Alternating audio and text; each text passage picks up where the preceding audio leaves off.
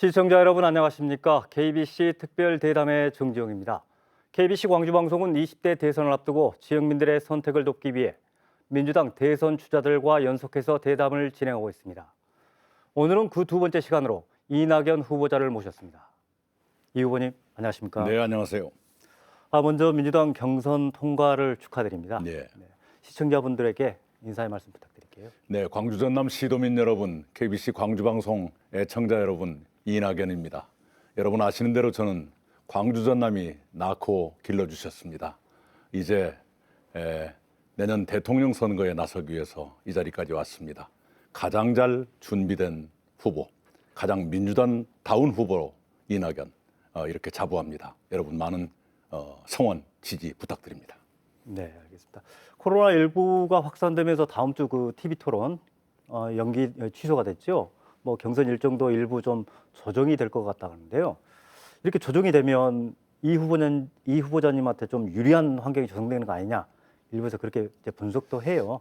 어떻게 생각하신가요? 유불리를 떠나서 갑자기 텔레비전 토론회를 취소한 것은 옳은 일이 아닙니다.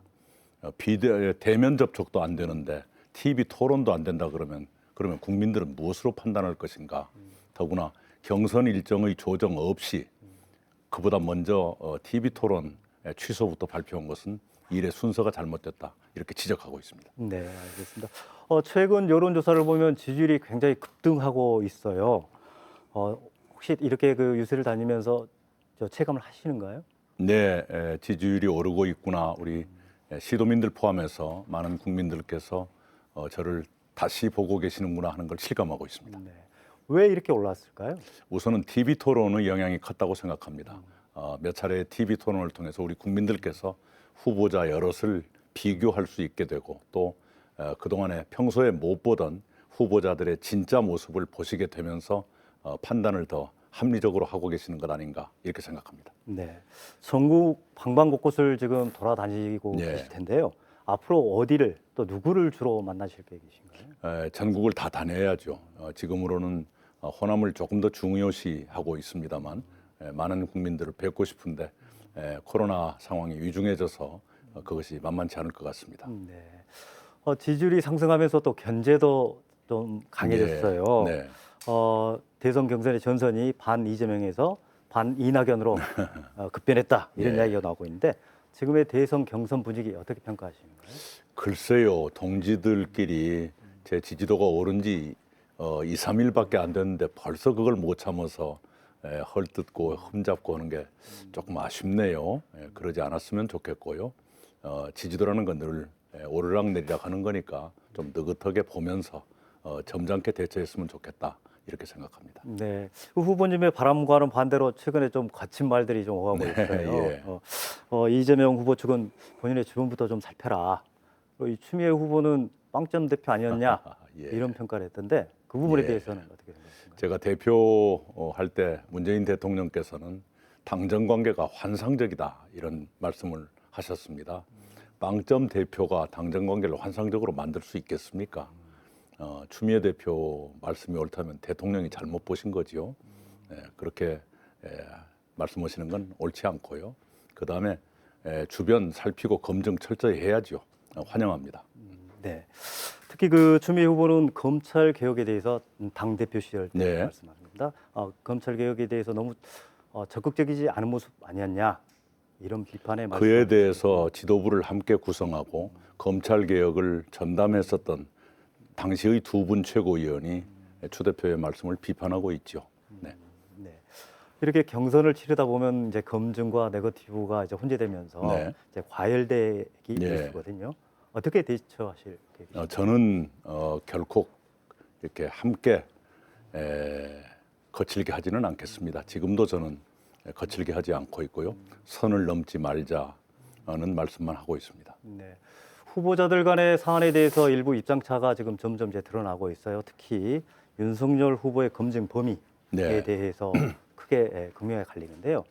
후보님께서는 윤석열의 가족도 역시 마찬가지로 검증의 대상 아니냐 이렇게 주장을 하셨는데 왜 그런 말씀하셨는지. 우선은 법률적으로나 제도적으로 후보자의 배우자는 공인이 됩니다.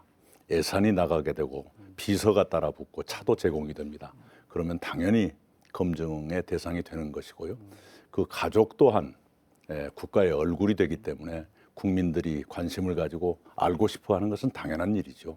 그에 대한 정보를 제공할 필요가 있다. 단 사생활은 보호해야 한다는 전제하에서 그렇습니다. 네. 재난지원금 역시 입장차가 좀 있습니다. 네. 이제 보편 지급이냐 선별 지급이냐에 네, 네. 두고 좀 논란이 벌어지고 있는데요. 보편 지급에 대해서 상당수 많은 국민들이 호응을 하고 있는데 후보님은 보편 지급은 좀 아니다. 선별 지급해야 된다. 이런 입장이시거든요. 아니 그것이 아니라요. 네네. 정부와 여당이 80% 지급으로 합의를 했습니다. 그런데 그 합의를 뒤집는 합의를 여당 대표와 야당 대표가 했어요. 그러고 100분 후에 또 야당 대표가 야당이 그것을 또 뒤집었습니다. 국민들의 고통은 커지는데 정치권이 이래서 되겠는가? 대단히 민망한 일이다라고 생각합니다. 시간이 없습니다. 최대한 빨리 당정 간의 최종 조정을 서둘러야 합니다. 네. 이대로 두면 안 됩니다. 네, 알겠습니다.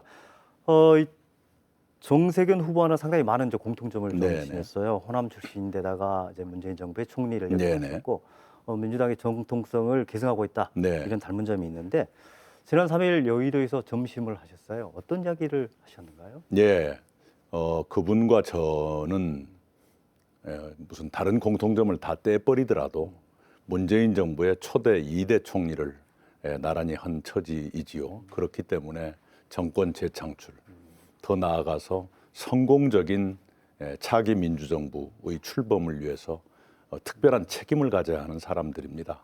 바로 그런 특별한 책임감을 가지고 그 일을 위해서 함께 협력하자 이렇게 합의를 했습니다. 네, 혹시 그 세관에서는 이제 관심을 갖는 게 단일화 부분을 좀 혹시 논의하지 않으셨는가? 전혀 거기까지 가지 않았습니다. 아, 네, 왜냐하면 단계에 따라서 그런 얘기를 꼭 해야만 되는 단계가 있지만 지금은 그런 단계가 아니라고 판단했습니다. 그러면 앞으로 단일화할 수도 있다. 그것은 이제 단계에 따라서요. 연대와 협력하기로 했으니까 연대와 협력의 방법은 그때그때 달라질 수 있겠죠. 네. 그 대원칙에서는 벗어나지 않을 것입니다. 네네, 알겠습니다. 민주당 본경선 1차 투표에서 50%를 넘지 못하면 이제 네. 결선 투표로 가게 되지 않습니까? 어떻게 전망을 하시는가요? 예, 좀 봐야겠습니다만은 할 수만 있다면 1차에서 제가 통과하고 싶습니다. 네. 그렇다면 전략도 분명할 텐데요. 예, 최선을 다해야죠. 아까도 말씀드린 것처럼 지금 이 시기에 어떠한 지도자가 우리에게 필요한가 국민들께서도 이미 판단이 서셨을 것이고 거기에 가장 합당한 후보가 누구인가에 대해서 제가 판단의 자료를 충분히 제공해 드리면 그것이 바로 저의 전략이고 구상입니다. 국민의 판단이라고 말씀하셔서 그런데 국민이 어떤 판단을 지금 어떤 기준을 내세우고 있다고 생각하십니까? 지금 대한민국에 요구되는 지도자의 자질이 무엇인가라는 것이겠죠. 국내적으로는 많은 갈등의 해소, 또 신뢰의 회복, 그리고 불평등의 완화, 경제의 활성화 이런 많은 요인들이 필요합니다. 그런 많은 과제들을 시행착오 없이 해결해 갈 수 있는 노련한 지도자가 누구인가? 이것이 중요하다고 보고요. 국제적으로는 아마도 단군 할아버지 이래 가장 대한민국의 위상이 높아진 시기가 지금일 텐데 이렇게 한껏 높아진 대한민국의 위상을 더 높일 수 있는 국제적으로 존경과 신뢰를 받을 수 있는 그런 지도자가 필요하다 이렇게 봅니다. 그런 국내외의 요구에 가장 근접한 후보가 저라고 감히 말씀드립니다. 네.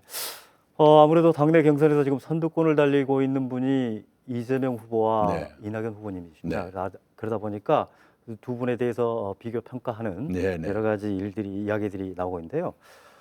두 분 다 지금 최근에 사이다 발언으로 우열을 가릴 수 어릴 정도로 많은 주목을 받고 있어요. 이낙연의 사이다와 이재명의 사이다는 어떤 차이가 있나요? 제가 잘 비교는 안 해봤습니다. 안 해봤는데 국민들께서 이미 비교를 하고 계시지 않는가 생각을 합니다. 마시기에 좋은 음료여도 건강을 해치면 안 되는 것이고요.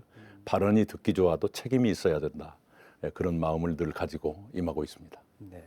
야권 주자들에 대해서 좀 이야기를 해보겠습니다. 네. 어제 그 최재형 전 감사원장이 국민의힘에 입당을 네. 했어요.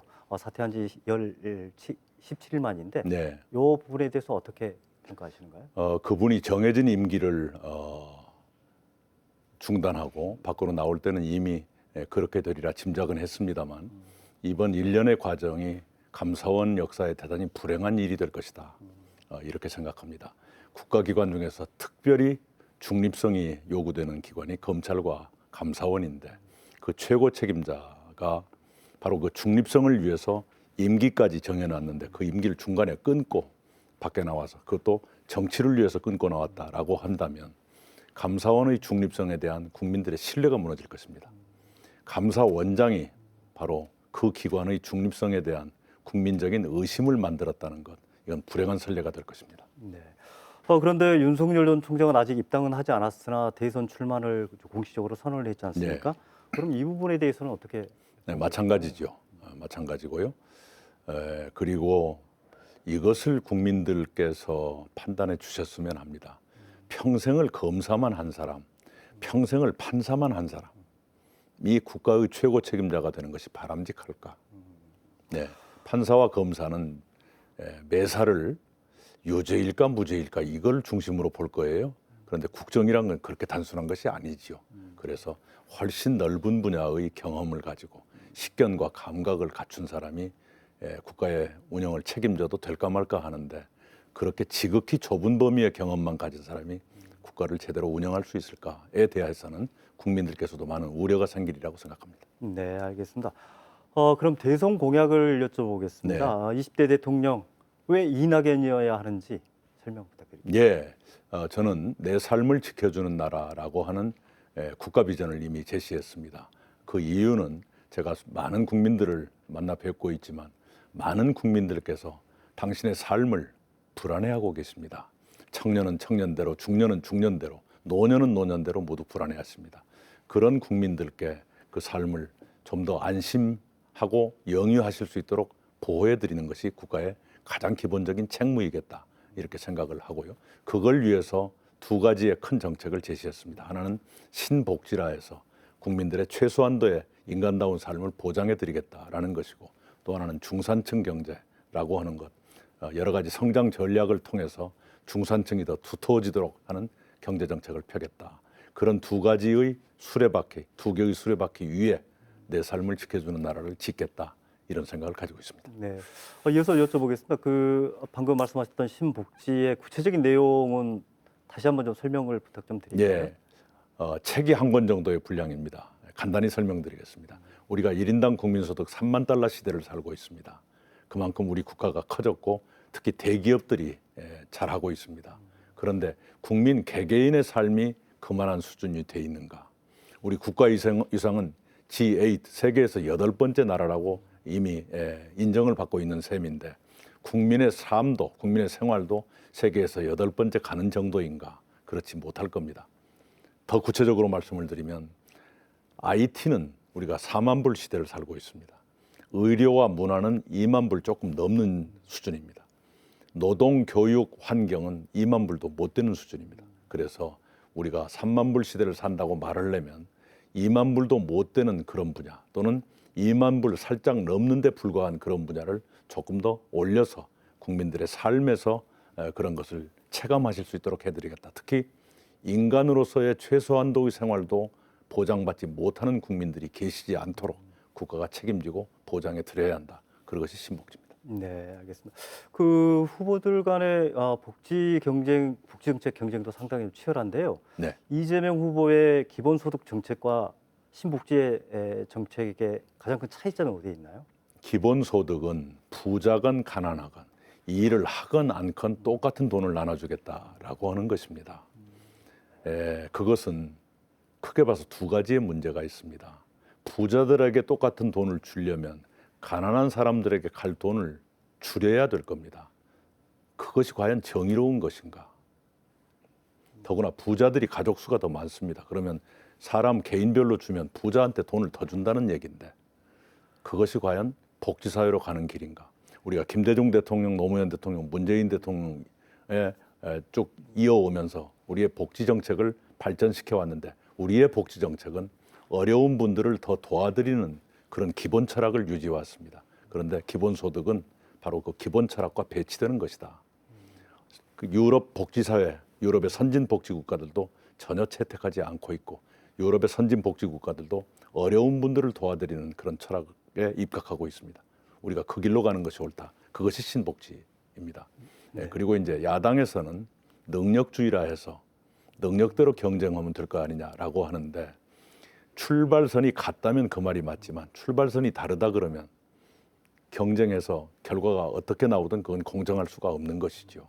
그것은 한쪽만 옳고 전체로 보면 옳지 않다. 네. 이런 말씀을 드립니다. 네, 알겠습니다. 어찌됐건 신복지 정책을 추진하려면 돈이 필요하지 않습니까? 정부의 재정 지출 조정이 좀 불가피할 텐데요. 네. 최근에 그 재정 지원금, 재난 지원금을 두고 당과 정부가 상당히 좀 심각한 갈등을 펴고 있어요. 이걸 어떻게 보고 계신가요? 아까도 말씀드린 대로 이제 더 이상 당정이 티격태격하지 말았으면 좋겠습니다. 합의했으면 지켜야 되는 것이고요. 정사정이 있어서 그 합의를 못 지켰다 그러면 빨리 재합의를 해야 됩니다. 그래서 국민들께 안심감을 드리고 신뢰를 회복해야 되는 것이죠. 여기서 더 이상 미적거리는 것은 국민에 대한 도리가 아니다. 이 말씀을 드립니다. 네, 알겠습니다. 신복지의 다른 한 축, 중산층 70% 시대를 예. 열겠다. 네. 이 구체적인 방안은 뭔가요? 예, 일자리가 그만큼 확보돼야 합니다. 그래야 저소득층도 중산층으로 올라갈 수 있고 중산층은 그런 위치를 지킬 수가 있는 것이죠. 현재 우리 중산층이 인구의 57% 수준입니다. 10년 전에 65%였는데 줄었어요. 그만큼 우리 사회가 빈부가 양극화되고 있다는 뜻이죠. 가운데가 가늘어지는 것은 위험한 것입니다. 그래서 가운데를 다시 두텁게 하겠다. 70%까지 만들겠다는 것인데요. 그렇게 하려면 성장이 필요합니다. 성장은 5대 전략을 제시했는데 간단간단 말씀드리겠습니다. 1번 기술 성장, 기술 혁신을 통한 성장이 필요하다. 2번 그린 성장, 그린 혁명을 통해서 성장에 기여하자. 세 번째 사람 성장, 사람은 인재를 키워서 성장에 기여하도록 하자. 네 번째가 공정 성장, 공정한 경쟁, 공정한 사회를 이루도록 성장도 거기에 맞춰가야 된다. 다섯 번째가 포용 성장, 약자를 더 포용하는 방식의 성장이었으면 좋겠다. 이것이 저의 성장 전략이고 기술 성장과 그린 성장에서 약 160만 개 정도의 일자리를 만들 수 있다. 이렇게 계산하고 있습니다. 네, 알겠습니다. 최근에 부동산 대책 중 하나로 토지 독점 규제 3법을 대표 발의하셨어요. 이 주요 내용은 뭔가요? 예, 이제 부동산 정책의 일환이라기보다는요. 부동산 정책은 주택 공급을 지속적이고 예측 가능하게 늘려줌으로써 시장을 안정시킨다는 것은 있고요. 토지공개념 3법은 이렇습니다. 우리나라의 토지가 독과점되어 있습니다. 개인 소유 토지의 약 76%가 상위 10%의 수중에 들어가 있습니다. 법인 토지는 92%가 10% 안에 들어가 있습니다. 10% 법인들의 소유에 들어가 있습니다. 그 땅값은 언제 오르느냐 그러면 국가가 예산을 가지고 개발하면 도로를 낸다든가 다리를 놓는다든가 이러면 땅값이 오릅니다. 그 예산은 국민의 세금으로 나옵니다. 그런데 그렇게 해서 땅값이 오르면 그 이익은 그 땅의 소유주한테 들어갑니다. 결국 국민 세금이 몇 사람의 수중에 들어간다는 얘기죠. 그건 정의롭지가 못합니다. 그리고 특히 그런 식으로 자산소득의 격차가 벌어지는 것, 이게 한국의 위험 신호입니다. 세계에서 두 번째, 미국 다음 두 번째로 그게 우리가 심각합니다. 그래서 일정한 수준 이상의 땅을 가지면 세금을 더 내라, 부과금을 더 걷겠다. 이렇게 해서 거기서 나오는 돈을 가지고 무주택자 주택 지원을 한다든가 이렇게 쓰겠다는 것입니다. 일부에서는 시장경제 논리에 좀 반하는 법 아니냐라는 지적도 있어요. 네, 국민을 어떻게 설득해 나가실 겁니까? 네, 세 가지 법입니다. 하나는 개발이익 관수제는 지금도 시행되고 있습니다. 그것은 합헌입니다. 헌법에 합치되는 것입니다. 두 번째, 토지 초과 이득세 제도, 그다음에 택지 소유 상한제, 이 두 가지는 헌법 불합치 판정을 받았는데 그 정책이나 방향이 위헌이다 이것이 아니고 정도가 심하다라는 것입니다. 그래서 이번에 법안을 만들 적에는 당과 상의해서 위헌이라고 지적받지 않을 정도까지 완화를 했습니다. 그렇게 해서 법안을 냈고요. 앞으로 국회에서 심의를 하는 과정에서 위헌 소지가 없도록 하겠습니다. 네, 알겠습니다. 부동산 문제 때문에 거의 모든 국민이 지금 고통을 받고 있다. 그렇습니다. 이런 평가가 있지 않습니까? 이 후보님의 부동산 대책 어떤 것이 있을까요? 네, 지금 문재인 정부의 부동산 정책은 이것이었습니다. 주택 시장을 안정시키겠다라는 것이 목표인데 안정시키는 방법으로서 수요 억제책을 썼습니다. 단기간에 그 정태적으로 움직이지 않는 상태에서 보면 그 말이 맞는 것 같은데 그러나 수요는 계속 늘어나게 돼 있고요. 특히 수요가 점점 다양하게 늘어납니다. 그것을 맞춰주지 못하면 부동산 값은 오르게 돼 있죠. 그래서 이제는 다양해지는 수요 그리고 늘어나는 수요에 맞춰주는 그런 공급이 지속적이고 예측 가능하게 이루어져야 되겠다.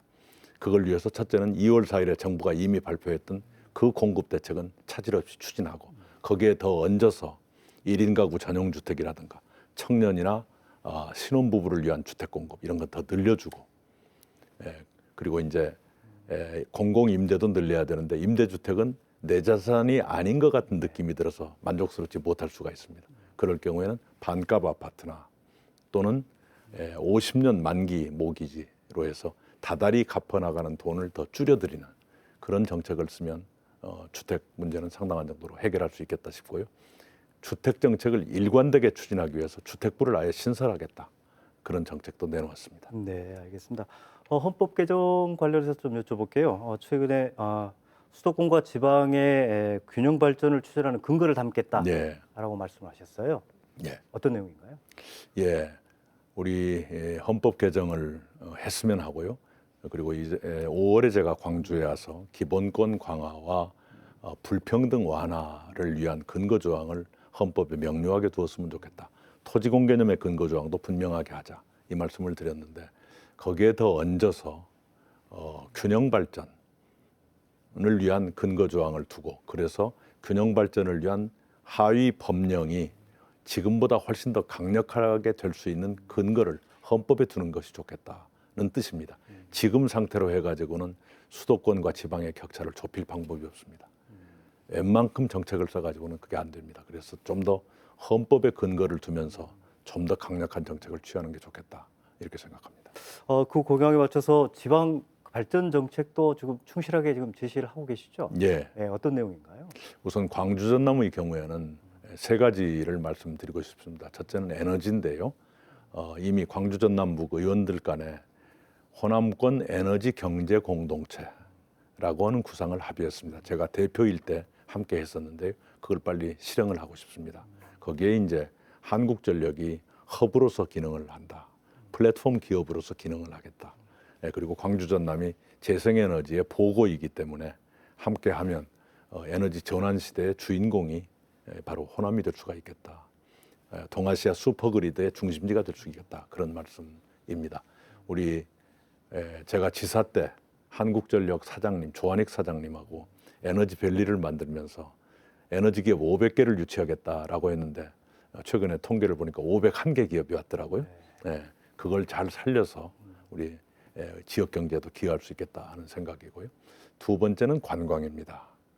이 전라남도, 광주는 조금 관광 자원을 더 보충해야 됩니다만 전라남도는 대한민국에서 가장 긴 해안선, 가장 넓은 바다, 가장 많은 섬, 가장 넓은 갯벌, 그리고 드넓은 들을 가지고 있습니다. 여기에서 관광을 활성화시키면 좋겠다. 제가 지사 때 이게 될까 하면서도 좀 욕심을 내서 5천만 관광객 시대를 열겠다 그랬는데 그저께 알아보니까 6천만 명을 넘어섰어요. 네, 굉장히 활발해지고 있습니다. 이런 기회를 해서 관광 뭐랄까요? 관광이 광주 전남의 기둥 산업이 될 수 있게끔 하겠다는 것이고 세 번째는 역시 농업, 농축수산업이죠. 아까 말씀드린 들과 바다와 갯벌과 섬 이 모든 걸 갖고 있고 농축수산물을 가장 깨끗하고 품질 좋은 것을 내놓을 그런 기반을 갖추고 있기 때문에 그런 좋은 먹거리의 생산, 가공, 유통을 광주 전남이 주도해 갔으면 좋겠다. 그런 생각을 가지고 있습니다. 네, 알겠습니다. 요즘 청년들의 고민이 누구보다 아마 깊을 겁니다. 기회가 없어서 네. 일자리가 없어서 많은 고통을 겪고 있는데요. 청년들을 위한 정책 혹시 있나요? 제일 공통적으로 청년들이 말씀하시는 게 주택과 일자리죠. 주택에 대해서는 아까 대체로 말씀을 드린 것 같고요.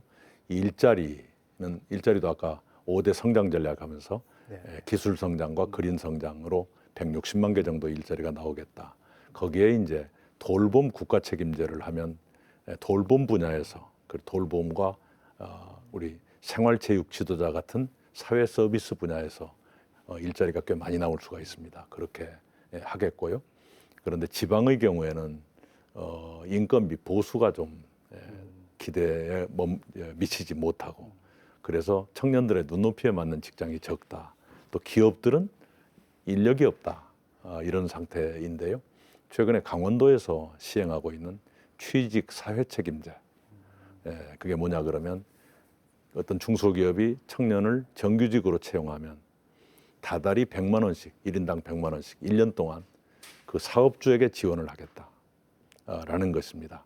그런데 돈이 많이 들 것 같은데 강원지사님의 계산을 한 거 보니까 취직 못해서 실업급여나 취업지원자금 주는 것보다 오히려 예산이 덜 들어간다.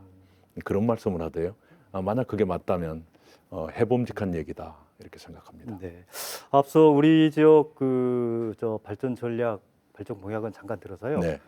우리 지역의 지금 현안 중에 하나가 광주 군공항 이전 문제가 있어요. 네. 이게 지금 전남도와 광주시 간의 원활한 합의가 지금 예. 이루어지지 않고 있어서 난항을 겪고 있는데요. 혹시 해결 방안이 있나요? 예. 제일 중요한 것은 국방부가 훨씬 더 적극적으로 나서야 됩니다. 왜 이 말씀을 드리느냐 그러면 제가 총리로 일할 때 대구 군공항 이전 문제를 다뤄봤는데요. 그 당시에 군 당국이 대단히 소극적이다 하는 것을 발견했습니다. 예. 그래서 혹시 군 당국은 이전 자체를 싫어하는 것은 아닐까 하는 의심이 생길 정도였습니다. 그것이 아니길 바랍니다만은 그래서 그 당시에 국무조정실장, 지금 국토교통부 장관이 되신 노형욱 실장께 제가 특별히 당부를 했어요. 국방부에서 내놓은 자료가 어쩐지 좀 덜 믿었다. 좀 냉정하게 보고 사리에 맞게 좀 해줬으면 좋겠다. 그랬더니 이제 급진전이 됐어요. 그래서 군공항 이전이 확정이 됐죠. 그런 식으로 좀 더 대담한 인센티브를 주면서 국방부의 자세를 적극적으로 바꾸는 것이 이것이 제일 중요하고요. 군공항의 문제에 대해서는 머릿속으로 생각하는 게 몇 가지 있습니다만 언제 기회가 되면 밝히겠습니다. 네, 알겠습니다.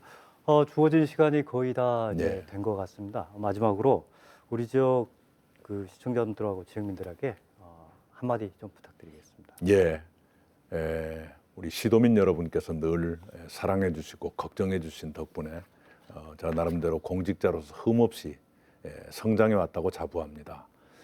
김대중, 노무현, 문재인 대통령을 모시고 또는 함께 일하면서 정치도 배우고 정책도 익히게 됐습니다. 이제 그런 저의 경험 그리고 제가 얻은 여러 가지 성취를 토대로 해서 제 4기 민주정부 꼭 성공시키고 싶습니다. 우리 시도민 여러분 함께 해주시기 바라고 많이 성원해 주시기 바랍니다. 최선을 다하겠습니다. 네, 오늘 말씀 감사합니다. 네, 귀한 시간 내주셨네요. 네. 앞으로도 선전 기대하겠습니다. 감사합니다.